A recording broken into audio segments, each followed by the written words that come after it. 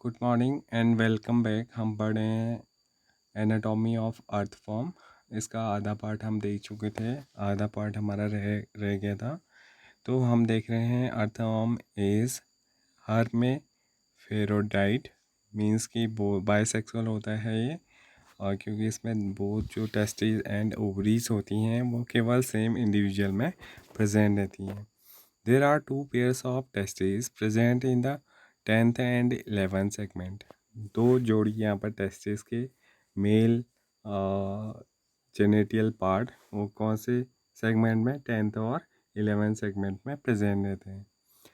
Their vasa differentia runs up to 18 segment. और इन दोनों जो पेयर्स हैं जो किसके टेस्टिस के इनको जोड़ने वाली जो वासा डिफरेंस किया है वो 18 सेगमेंट तक रन करती है।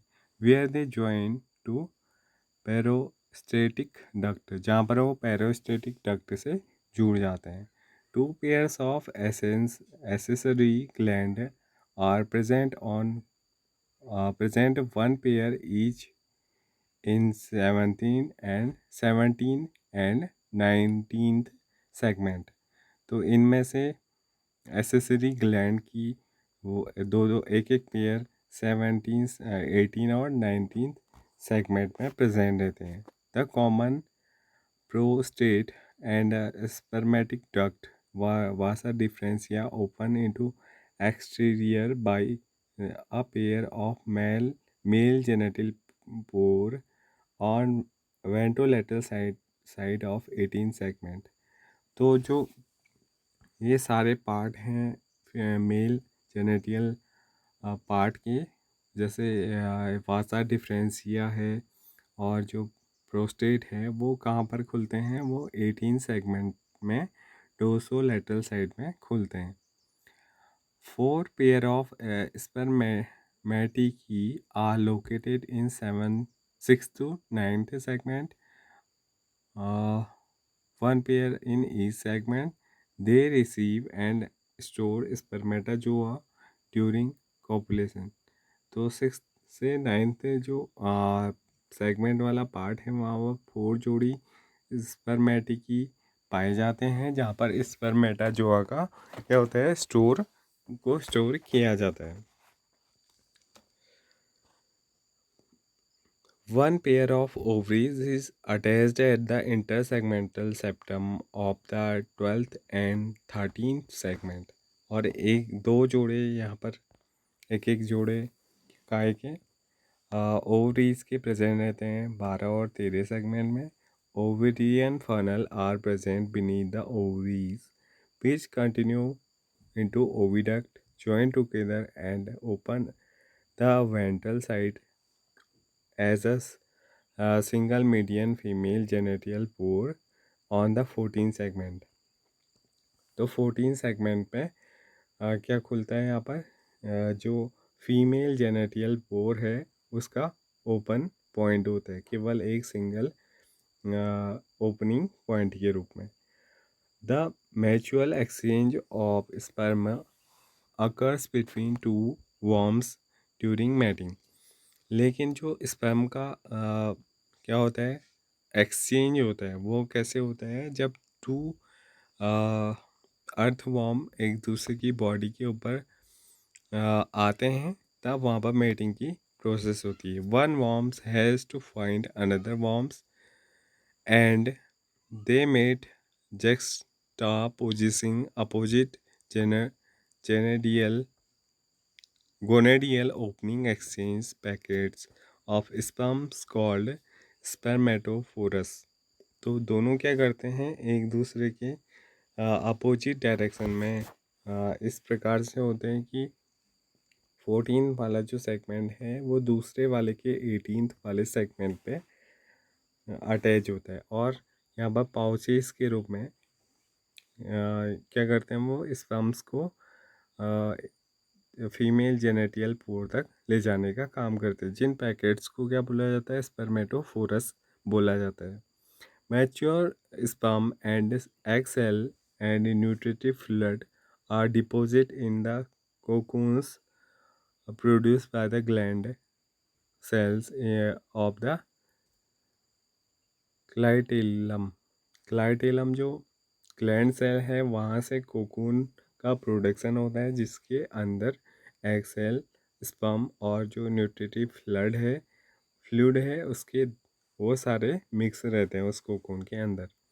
Fertilisation and development occur within the cocoons which are deposited in soil. जो कोकून होता है उसके अंदर फर्टिलाइजेशन और डेवलपमेंट की प्रोसेस चलती रहती है और इसका डिपोजिशन सॉइल में कर दिया जाता है। The ova egg are fertilised by the sperm cell within the cocoon which then spills off the worm and is deposited in the soil. The cocoons hold the worm embryo. Cocoon के अंदर worm का embryo क्या रहता है, कुछ time तक रहता है। After about 3 weeks each cocoon produce 2 to 20 baby worms within an average of 4। तो हर एक जो कोकून है उसके अंदर से कितने वीक्स के बाद, 3 वीक्स के बाद लगभग 2 से 20 बेबीज ऑफ वर्म्स का फॉर्मेशन हो जाता है। Development of earthworm is direct, there is no larva formed. तो इनका जो डेवलपमेंट होता है वो एग से सीधे अर्थवर्म को बनाने वाला होता है, तो यहाँ पर कोई लार्वा स्टेज प्रेजेंट नहीं रहती है। Earthworm are known as friends of farmer. इनको किस नाम से जाना जाता है, फ्रेंड्स ऑफ फार्मर के रूप में। अर्थवर्म को जाना जाता है फ्रेंड्स ऑफ फार्मर के रूप में because they make burrow in the soil, क्योंकि वो बोरो बनाते हैं, छेद बनाते हैं सॉइल के अंदर, and make it proper which help in respiration and penetration of the developing plant root. जो प्लांट की रूट को अच्छे अमाउंट में ऑक्सीजन प्रोवाइड करती है और उनको फैलने में, उनके डेवलपमेंट में, रूट्स के डेवलपमेंट में हेल्पफुल होता है। The process of increasing fertility of soil by the earthworm is called vermicomposting। Earthworm के द्वारा जब हम फर्टिलिटी को इंक्रीज करते हैं सॉइल की, तो उसे बोला जाता है vermicomposting. They are also use as bait in game fishing. जो गेम फिशिंग में ये बाइट के रूप में भी यूज़ किए जाते हैं। नेक्स्ट जिसका हमने स्टडी करना है वो है cockroach.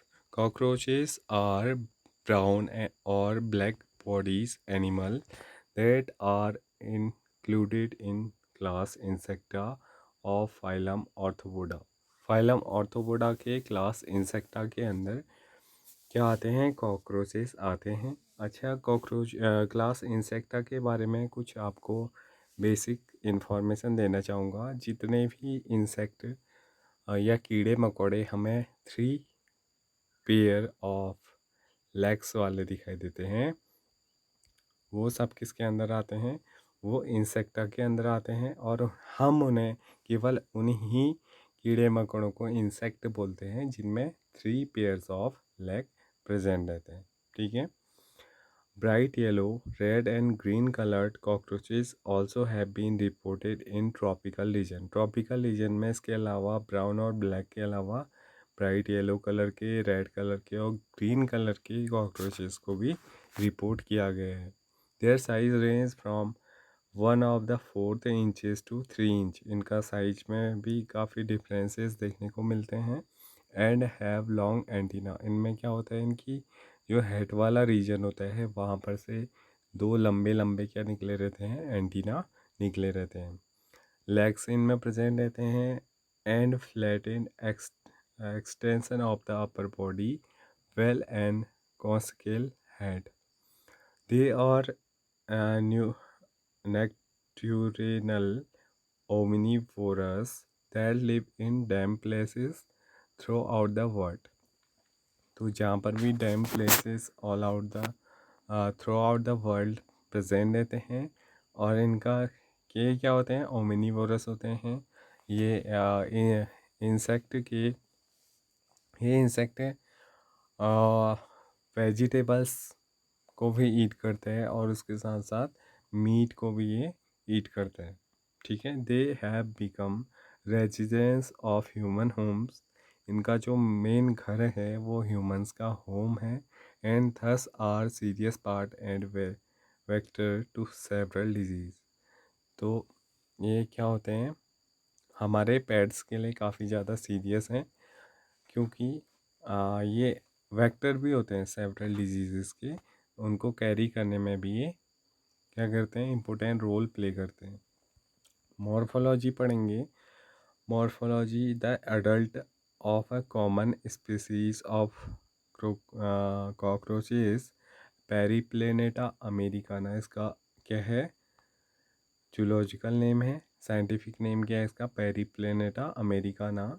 Are 34 to 53 nm long. इनकी जो बॉडी की लेंथ है वो लगभग 34 से 53 mm है, with wing that extend beyond the tip of the abdomen and in males. जिसका डेवलपमेंट, विंग्स का डेवलपमेंट कहाँ से होता है, उसके एब्डोमेन वाले पार्ट के ऊपर से होता है। The body of the cockroaches is segmented and divisible into 3 distinct region. जितने भी इंसेक्ट होते हैं मेनली उनकी बॉडी में 3 सेगमेंट दिखाई देते हैं, हेड, थोरैक्स एंड एब्डोमेन। जैसे आपको यहाँ पर फिगर में दिखाई दे रहा है, ये वाला पार्ट आपका क्या है, फर्स्ट वाला पार्ट हेड वाला पोर्शन है। फिर उसके बाद आपको ये क्या दिख रहा है, थोरैक्स वाला रीजन है। और इसके बाद ये पीछे का लॉन्ग जो रीजन है ये उसका एब्डोमेन है। ठीक है।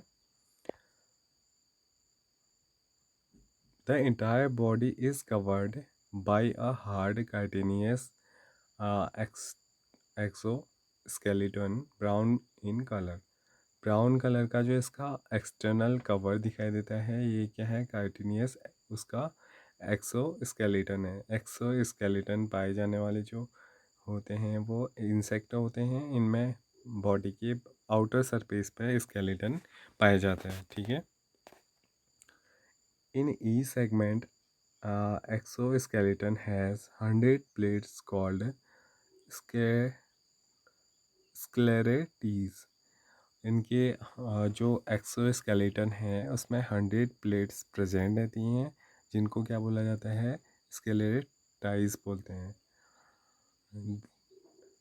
Targets dorsally and sternites ventrally. They are joined to each other by a thin and flexible articular membrane। और जो ये स्क्लेराइट्स हैं ये आपस में जुड़े रहते हैं, काहे से, एक थिन और फ्लेक्सिबल आर्टिकुलर मेम्ब्रेन के द्वारा, जिसको क्या और दूसरे नाम से भी जाना जाता है, आर्थ्रोडियल मेम्ब्रेन के नाम से।